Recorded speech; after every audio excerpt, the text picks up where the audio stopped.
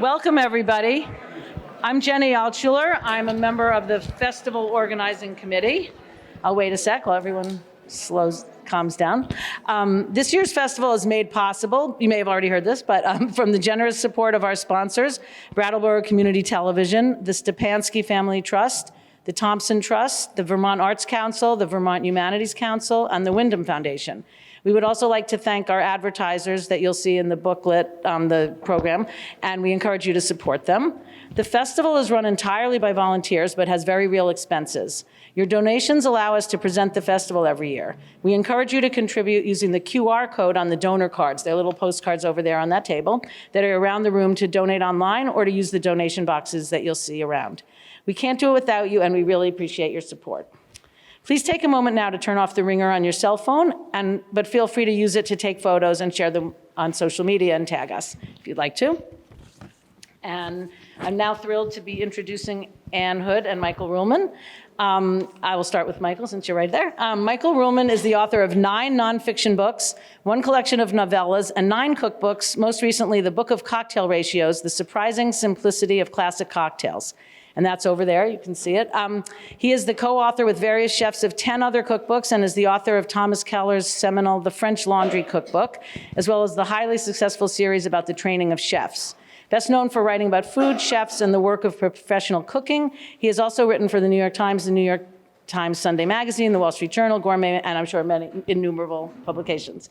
I wanted to also say you have an amazing Substack, and I've been reading it religiously, and it's amazing. And like you can read this Substack newsletter, and from that get all your reading, your TV, your movies, your little things to watch. I mean, it's fantastic, and Anne is always included in what she's reading, so I really recommend it. I love it. I really love it. I'm even on your leaderboard for recommending.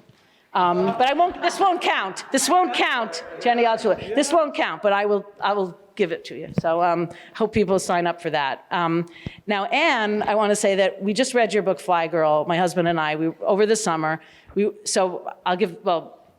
were listening to it. You read it. I did. It was fantastic. And it's actually really hard for my husband and I to find a book that we both like. And this one, we totally loved. And he loves to travel, so I knew he loves to fly. So I just knew he would love it. But we loved every bit of it, the story, the way you read it. And now, like, just thinking about airplane travel, I will never forget the story of, I will never forget like what it was like to really be a flight attendant and what it was like. And I went, 6 months ago, I went to the TWA terminal before I read it, in New York, and it's just so beautiful. It's so beautiful, so it was fun to have been there. Anyway, that, and obviously all your books, but I'm just saying, the thing I was thinking about for you is every 2 weeks getting that and that book. But I will give a more regular introduction. Ann Hood's first novel, Somewhere Off the Coast of Maine, was published in 1987. She's now the author of over a dozen novels and 3 memoirs, including Fly Girl, which I just mentioned, and her new middle grade book, Clementine, which is over there. Her essays and short stories have also appeared in many journals, magazines, and anthologies, including the New York Times, Paris Review, Plowshares, and Tin House. And I will just get started because I said enough, but I'll let you guys talk. Yeah. You were going to go. Thank you. So I think Michael was going to start, right? But before you do, that was such a great introduction for both of us, but she neglected one thing, which is the emergency exits.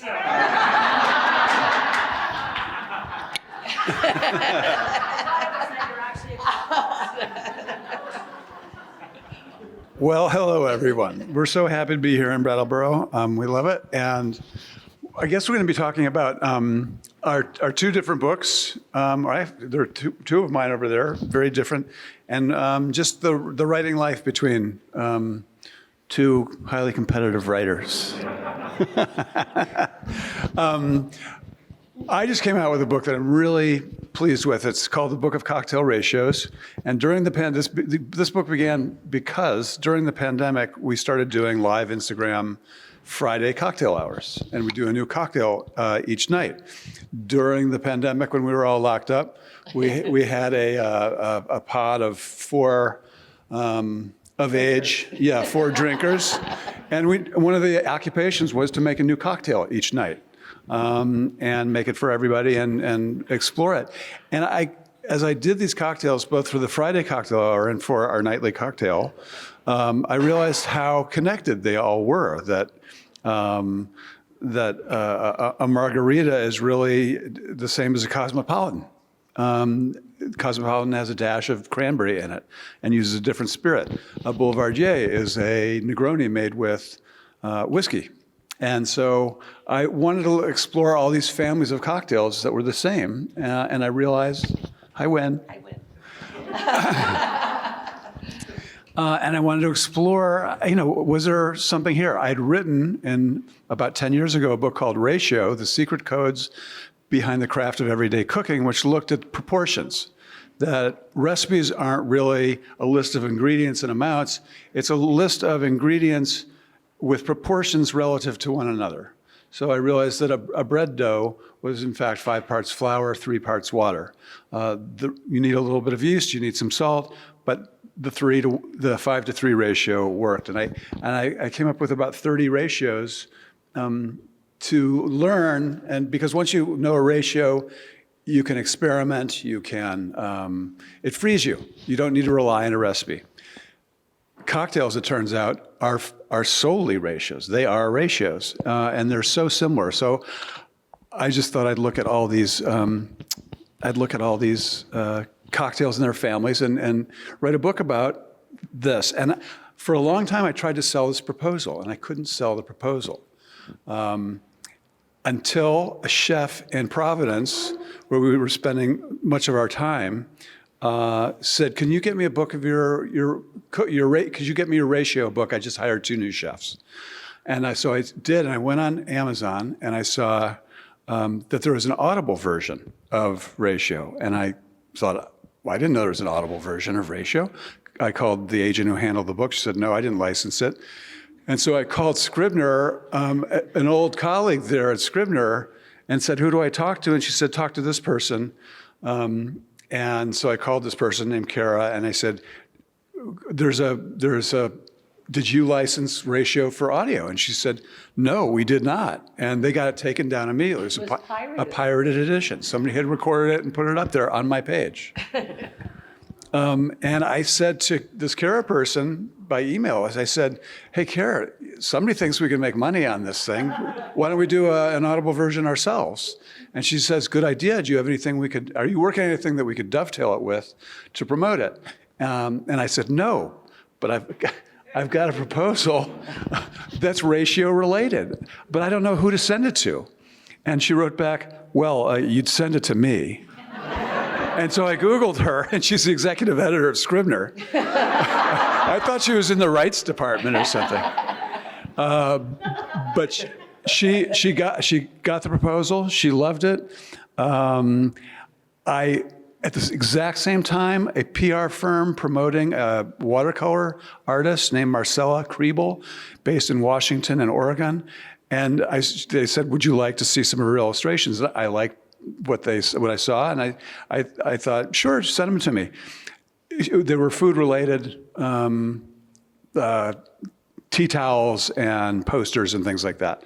And one of the things that came in the mail was this beautiful illustration, watercolor illustration of an old-fashioned. And I thought, oh, here we go. We don't need to do photographs for this book. Photographs get boring in cocktail books. They're always versions of the same. But these are beautiful works of art. And so I contacted Marcella, and she said, I'm in. And Scribner put together a beautiful volume. And this was just one of those wonderful surprise publishing events that I've ever experienced. And if you'll just have a look at the book, it's gorgeous. Notice the paper stock, the color. It's just, I've never had such a good publishing experience. So that's how that book came about. There's also Cleveland Noir over there, which is a book of noir short stories. One of them is a poem by a poet sitting here in this room. And I did it because Anne said, you should do a Cleveland Noir. Anne did Providence Noir. I saw the editor of Philadelphia Noir was in here last night. Anyway, so those are the 2 books that I'm promoting now and how they came to be. And so I'll hand it over to Anne. Thank you. I'm the beneficiary of a lot of those cocktail experiments, and I just want to say, if you get the book, someone will love you dearly for trying them all. So I'm here to talk about Fly Girl, and we were talking at lunch about how the Brattleboro Literary Festival has this amazing way of inviting writers who perhaps their books seemingly have nothing in common, and they do have something in common, and they find these perfect matches. Like today with Jill and Patrick about I don't know if anybody was here, but about the Metropolitan Museum of Art, right? And then with Will and Jonathan earlier. And there's these, but I'm thinking cocktail ratios, and I was a TWA flight attendant from 1978 to 86, but I realized about 80% of my job was making cocktails. So I think I can see the wisdom of our pairing. So, I was a flight attendant, as I just said, for TWA, the now defunct TWA, from 1978 to 1986, which was the tail end of what was called the golden age of travel. I wanted to be an airline stewardess. I never got to be that. They changed the name about 2 years before I was hired. But I wanted to be an airline stewardess ever since I read a book called How to Become an Airline Stewardess when I was 11 years old. And the first line of that book was, "Would you like a boyfriend in every city in the world?" So the die was cast. Now, I also wanted to be a writer ever since I read Little Women in second grade, and Jo March, she's probably affected more female writers than anybody, but I wanted to write a book like Little Women. But I had a pretty sheltered life. I grew up in a big Italian-American family in a small town in Rhode Island, and all I thought every day is, how the hell do I get out of here? So when I read that book, I found my ticket. I was like, I can go and see the world. The second paragraph of that book said, "Would you like to have breakfast in Paris, lunch in Madrid, and dinner in London?" Once again, yes, I would. Absolutely. So I went in seventh grade. We had to kind of announce what we wanted to be to our guidance counselor, Mr. Stone. I grew up in this crappy town. I just want to get out of here. But it was 1969.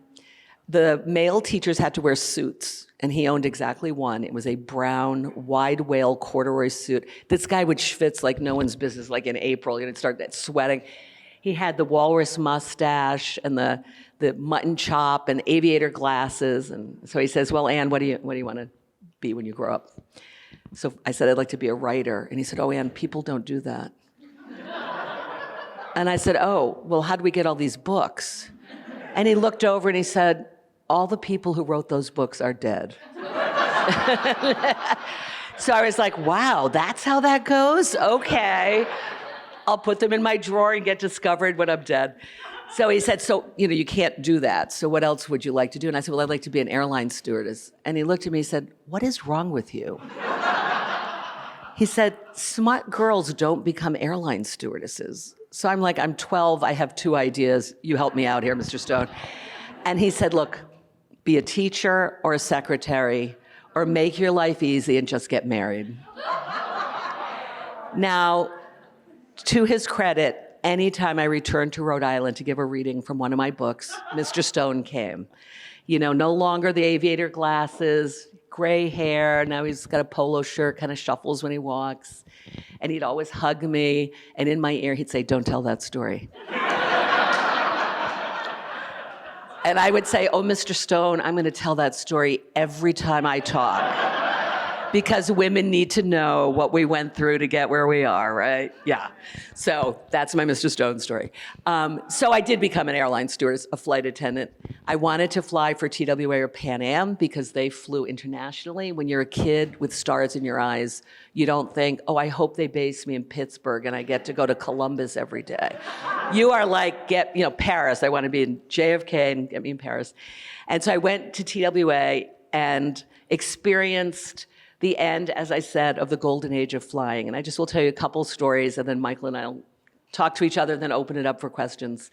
In coach, going to LA from New York, we handed out menus, so you had a choice of 5 entrees.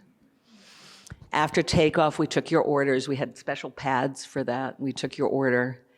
And then we began the cocktail service with snacks. Then there was the appetizer service. I'm reminding you, this was Coach. Up in first class, we were cooking Chateaubriand to order and serving caviar in a special ring, like a special caviar service. So back in Coach, we did an appetizer service, more cocktails. We had skewers of tomato and mozzarella. And then we served a salad service. Then we served you the entree you had chosen. Then we did a dessert service. Then we did after dinner drinks. Now this was a bar cart with all the liquor you have in your cabinet with the dust on it, like Galliano, Amaretto, but also whiskeys and stuff. And we would put dry ice on the cart and flick it with water, which made it like steam up. So it looked like we were coming down the aisle in a cloud. We would appear in our cloud and, serve you more. But we're not done, because then we did the TWA mint service. Yes, mint. Have you ever had melt-away mints? It sort of had that flavor. Light green, stamped with the TWA logo, served on a silver tray. And we would walk through, and then we'd have the coffee service. And I know, endless. And then we would show a movie, just one screen, one movie. But then after the movie, we would do a famous TWA lemonade and cookie service. I don't know, so then we went through that. That was Coach from New York to LA. In my high heels, starting at the age of 21. And I always say I could not write this book until I realized that it was about what I just described. And it was about the airline industry and how it changed. And it was about the incredible job of being a flight attendant. Flight attendants have been on the front line fighting for women's rights since the first flight attendant, Ellen Church, fought for the right to work on an airplane and then to get a hotel room because the flight attendants had to sleep on the plane and the pilots got to sleep in a hotel. So that was the first thing they won.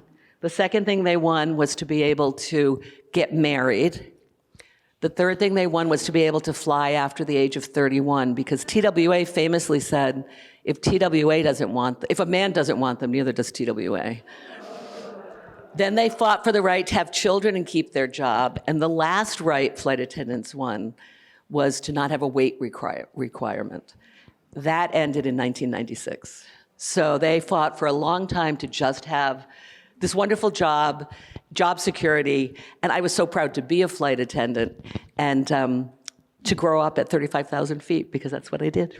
So.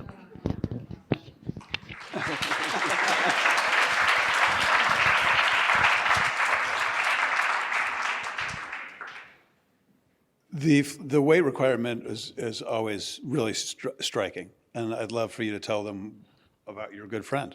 Oh yeah, my roommate. Yeah, in fact, I can remember when the book was in editing, and my editor Jill is here, but her assistant Drew was writing like, "No way, you're kidding!" She couldn't believe some of the sexist stuff that we had to do. The weight requirements. So when you got an application to be a flight attendant, you got like a card in it, and it was height and the maximum weight you could be, or you wouldn't even get an interview if you were over that weight. So I'm 5'8", mine was 140 pounds. I weighed 125 pounds. I was hired. I didn't have that 15 pounds to gain. I couldn't go over 125. And so we would get off an airplane, and there would be a supervisor, a flight attendant in uniform with a clipboard, and they would take us to a scale. Oh, yeah. And we would get weighed. And if you were 1 pound over, you were written up, and you had 2 chances to lose the weight. I will add that they also measured the drop of our earrings, measured our hem, and measured the heels on our shoes. Everything had to be within that. And if we didn't have lipstick on, we were written up. And the lipstick had to match the stripe in our uniform jacket. Think about flight attendants today. Can you believe that, this is what we used to do? So my wonderful roommate, Linda, who was the classic flight attendant, blonde hair, big blue eyes, big dimples, the biggest smile you've ever seen, just genuinely loved people. And she was 5 pounds over at her weigh-in, at one of the surprise weigh-ins. She lost 3 of the pounds and then didn't lose more. And I came home and she was packed, her bags were packed, and she was moving out of our apartment, fired. Yeah, they let her go. She was 5'9" and had been hired at 138 pounds. Now, she could have been hired at as much as 145, because that was on the chart, but it was your hiring weight, not your, yeah. And I want to reiterate again that, I kept bugging you to write this memoir for ages. Yep. But in terms of its creation, I just want you to reiterate what happened, why did you end up doing it? Well, everybody would say to me, like, I'd tell a story, because, you can dine out on these stories forever, trust me. Like, one day I'm going down the aisle, and I ask this guy what he wants to drink, and I notice he's sitting there in a shirt and tie and tighty whities, like no pants. And I said, "Sir, where are your pants?" What else would you say? And he says, "They're in the overhead compartment." And I said, no, you have to wear your pants. And he said, "But they'll get wrinkled." And there was a certain kind of logic to that. So I gave him a blanket. There were blankets on the planes. And I just said, well, cover up. And, so you could, endless stories like this, right? Just on and on and on.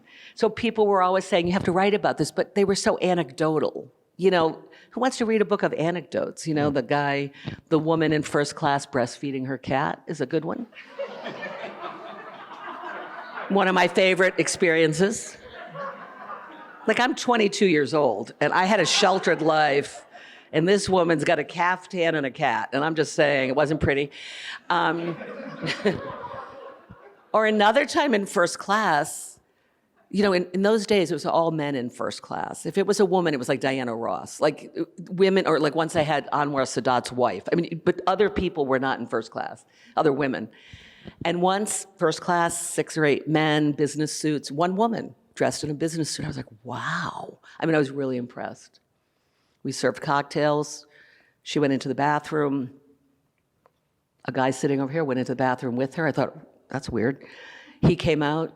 The next guy went into the bathroom with her, until all of first class had. And I was like, what the heck? How do they know she'll do that? I was so naive. And then a guy, flight attendant, I said, how do they know that's okay? They're like, he said, and they hired her. And I said, what? I couldn't believe it. I was just so naive, but I saw so many things. The naivete went away pretty quick. Anyway, so I would always tell these stories, and people had so many questions, but it just didn't seem like a book. Until someone said to me, wow, you lived through something really important in aviation history. Like the way it used to be to what it is now.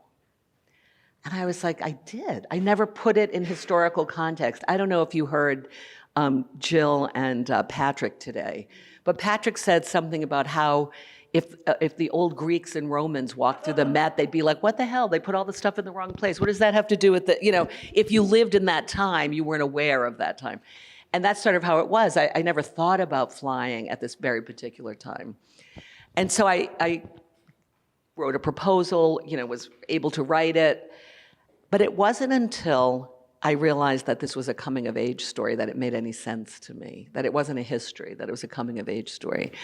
And lucky for me, after I'd done all this research, the pandemic had us locked inside, like I wouldn't even go to the grocery store, Michael would go.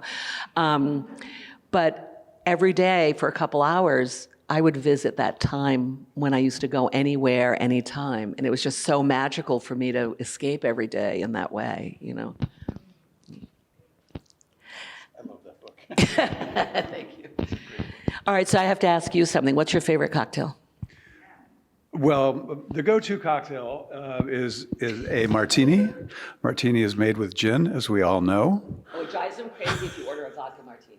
Yeah. Because a martini is gin. So if you are with him in a bar and you say, I'll have vodka martini, he falls off the bar stool and dies. And I know yours is a Manhattan. but I think we were talking, there's just some great cocktails. It was so fun to explore cocktails in this book.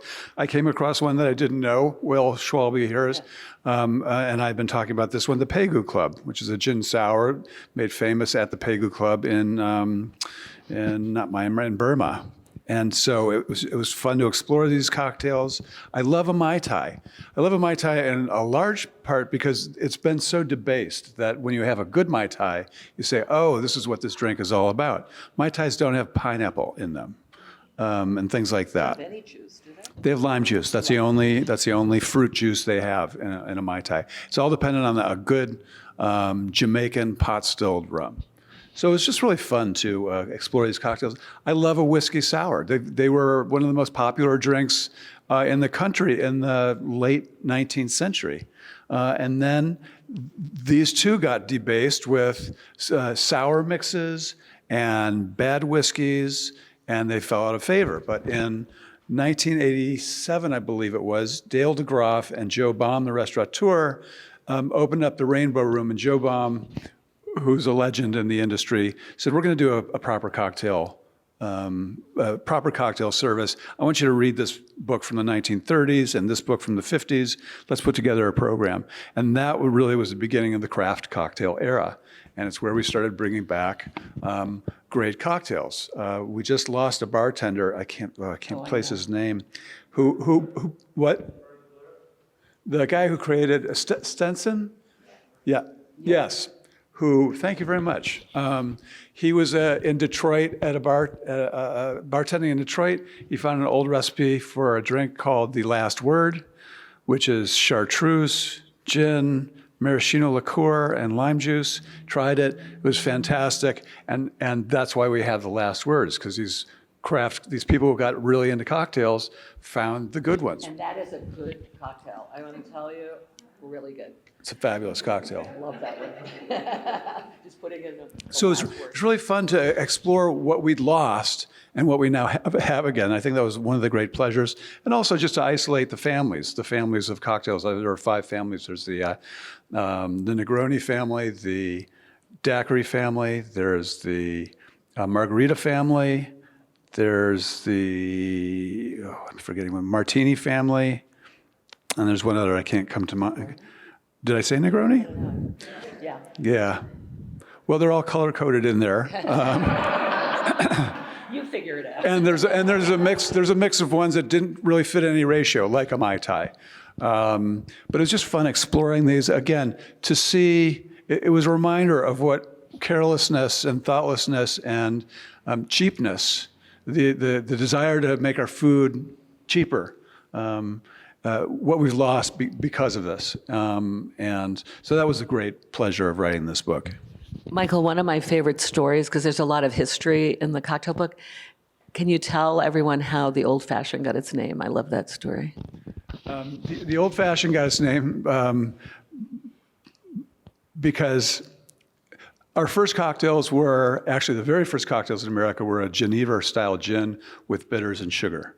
And then whiskey came along, and that became the cocktail. Just whiskey, bitters, and sugar. And then once vermouths started, vermouths were a seismic change in cocktails. When we started getting vermouths, then the whole world of cocktails really opened up. And bartenders were doing a lot of experimentation. So when people didn't want experimentation, they just wanted an old-fashioned whiskey cocktail. They'd say, can I just have an old-fashioned whiskey cocktail? And that is why it's called an old-fashioned. It is a good story. Yeah, it is a good story. What else? So I never make a cocktail for Michael because he thinks he does it best, which is fine. He does. Which he does. He makes great cocktails. But I was always proud of my cocktail making before I met Michael because TWA trained us how to do a cocktail. In first class, we had to set up a bar. You know, when you kind of walk in the door, there was this area. Boy, if you fly Virgin Atlantic first class, like they pull out a bar. I mean, they have bar stools. It's crazy. But so we set up a bar, and we were told 2 things. Always fill the glass to the top with ice, and always put in extra booze. So no matter what it calls for, you don't just do one little mini, you put in like a half of another. and those were the first-class cocktails. What was your favorite one? What did you make most of? What do you remember from those days? You know, I remember more that people had weird things, like 7 and 7 was a big drink, which Seagram's and 7-Up, maybe? Gross. Yep. People with hangovers would order scotch and milk in the morning. Not good.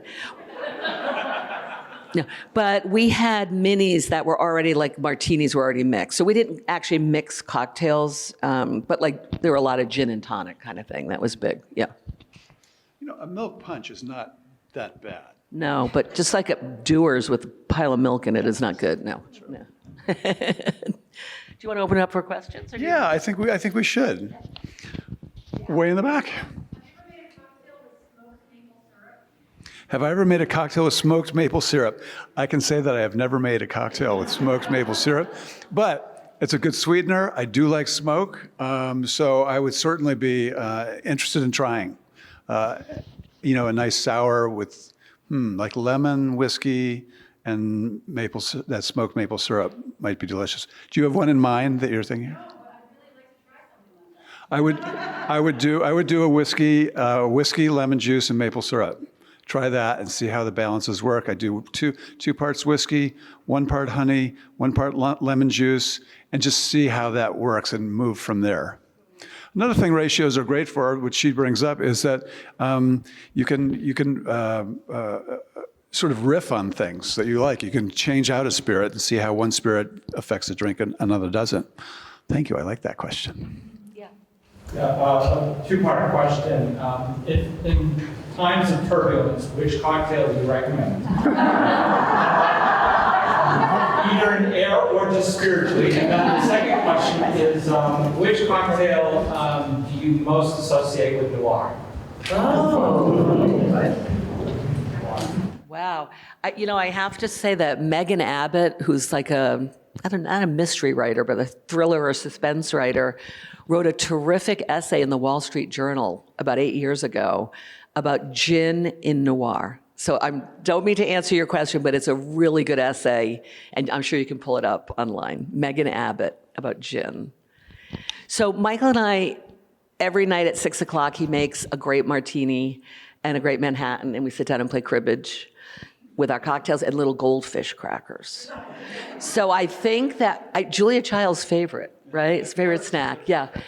And unless we've been to a gas station on a road trip where we find bugles, but they're not readily found. So if we can source bugles, we'll do those. So to me, a Manhattan is calmness, not turbulence, because that's kind of what our apartment's like. But I have to say that I like me a Negroni. A Negroni. I like them any which way, and they will cause turbulence if you drink enough of them. Yeah, Negronis are a great drink. They're really rich and herbaceous, and they're really satisfying. And again, if you know the ratio, try replacing the gin with mezcal or the gin with whiskey. The mezcal Negroni is fabulous. Noir, I think it has to be the Gimlet. Thanks to Raymond Chandler and his Philip Marlowe, who stipulated that the perfect Gimlet was half gin, half Rose's lime, and nothing else. And he said it puts the martini to shame. Rose's lime juice, also, again, another debased product. Rose's lime juice started in the 19th century. It was a way to preserve lime juice, which prevented scurvy. Now it's just sugar and lime. So you need to make your own lime cordial, or just make a fresh Gimlet. And it's a classic sour ratio, 2 parts spirit, 1 part lime juice, 1 part simple syrup. That's a great Gimlet. And that is the one I think most associated with noir. So growing up in the 60s, when the relatives came over and everything, we always had Manhattans, and unfortunately at that time it was the bottled Manhattan, even in the 60s, and they got used to it, and they wanted, but highballs were a big thing. So where did that for you? It comes from, it's a British term, and for some reason, and I cannot remember the reason, but in England they were called balls. The short glasses were called balls, and when you had a tall one, it was called a high ball, and that's where the name came from. And I'm not sure about the ball. I'm sure I've written about it, and I've had too many cocktails to retain. Yes. So you've written books about chefs too? And, Yes. So I have to ask you about the TV show The Bear. Yes. This will be a good one. Have you seen it? I have seen both seasons.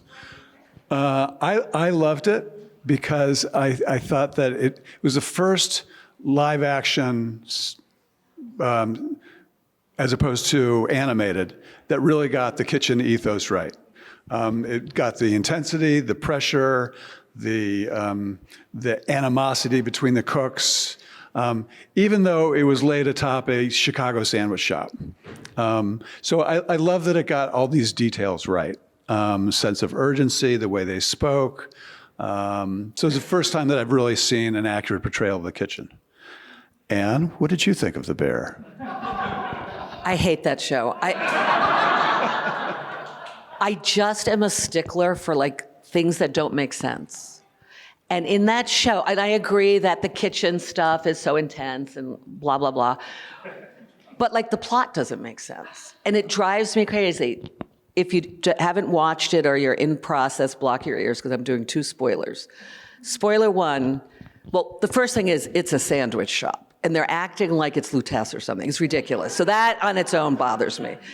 But the plot points, number 1, they hid the money in like 100 cans of tomatoes. So that guy who's so depressed, who dies, sat there and opened cans and somehow stuck $100 bills and then resealed them. Give me a break. I was like, you are kidding me. That is ridiculous. And the other thing is, there's a character who wants to be like a bakery guy, a cake guy. And the place is falling apart. Tickets are coming out of this machine and things are burning and everybody's screaming. And here he is frosting a cake. Dee, dee, dee. And no one says, put down that damn frosting and help us cook. He's just making a pretty cake. I was like, come on. So not for me. Not for me. That's a valid one. In your Substack, the kind of things you can read about. Thank you. That's We do talk about it. That's fun. That's Ruhlman.substack.com. Yes. I found a drink called Pimm's. Oh, yeah. And there are different numbers for those. That I don't know. I've never liked Pimm's, and so never felt the need to explore it. Do you know?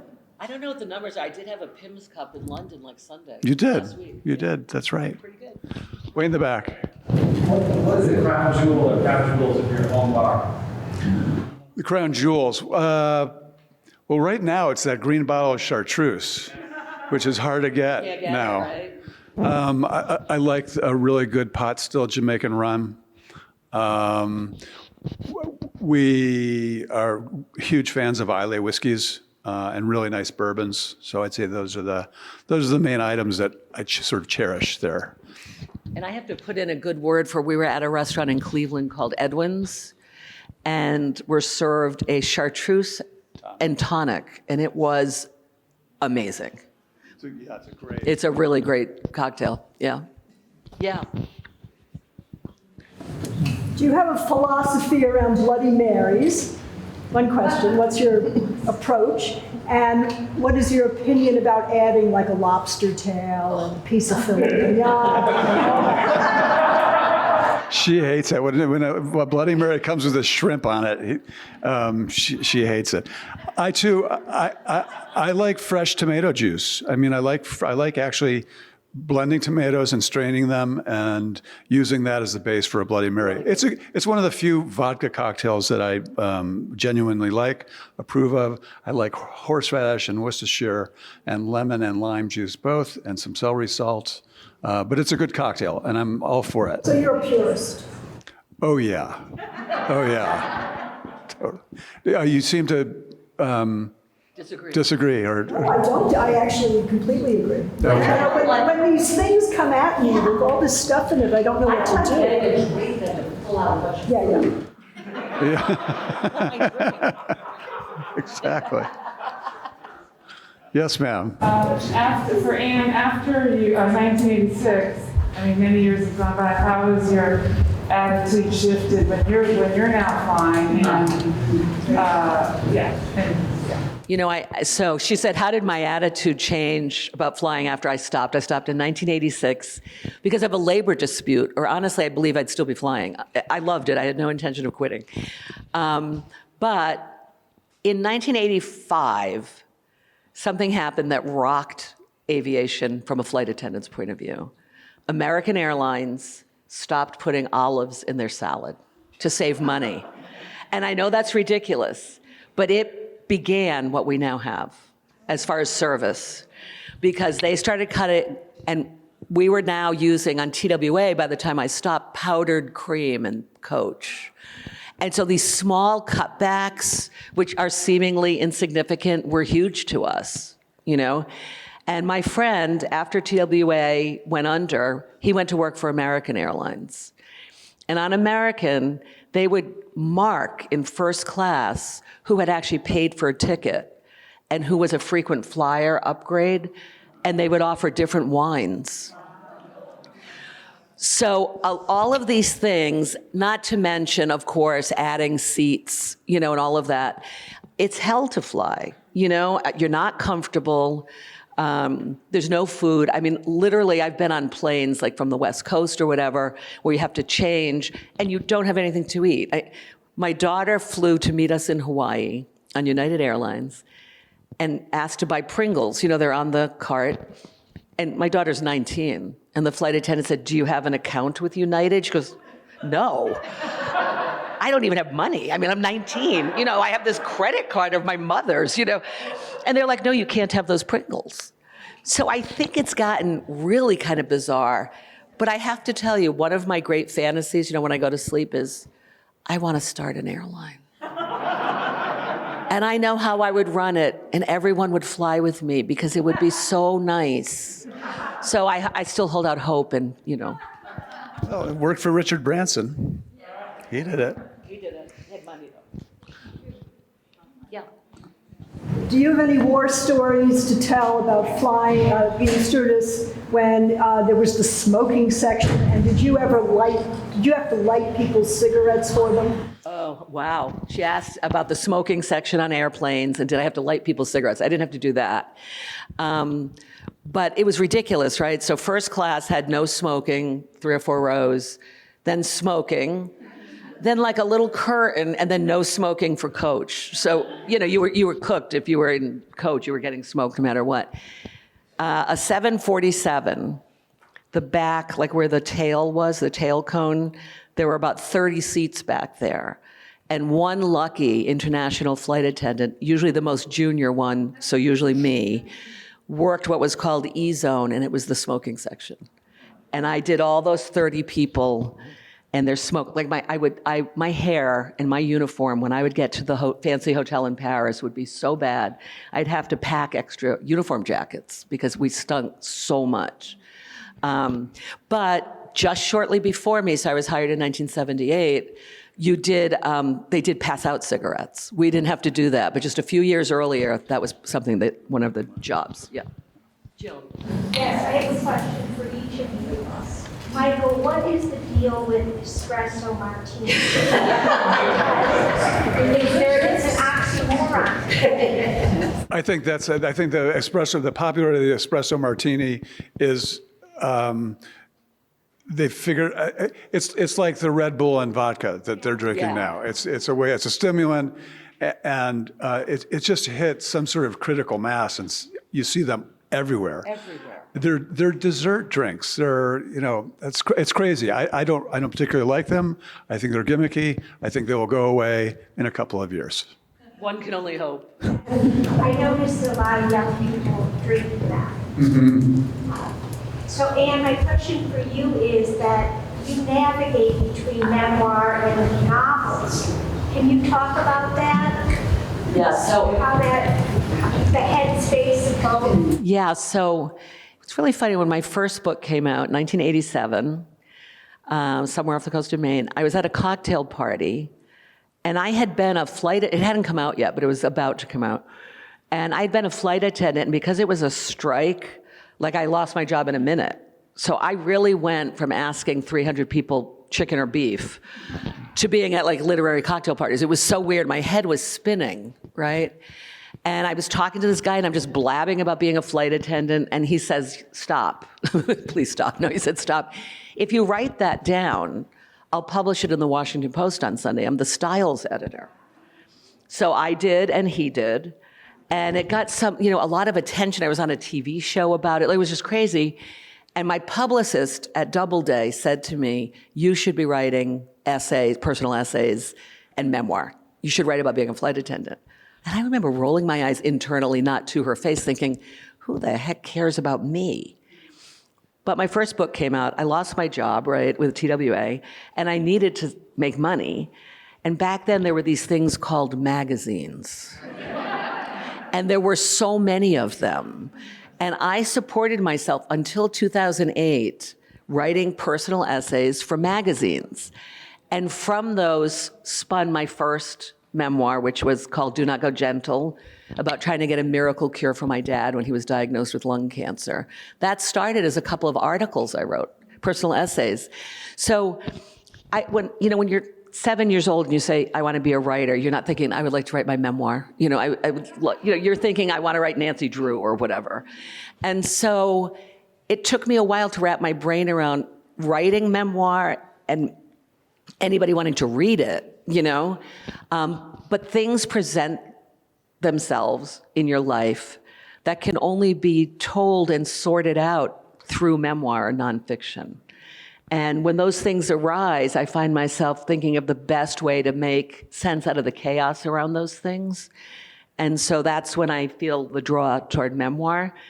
But I think I'm happiest when I'm writing a novel. I just like being in my head for 3 or 4 or 5 years and living with these characters, and it's really kind of a lovely place to be. So I'm going to stop because I think a lot of people are going to want to get your books. We have time to sign. Okay. Thank you very much, everyone.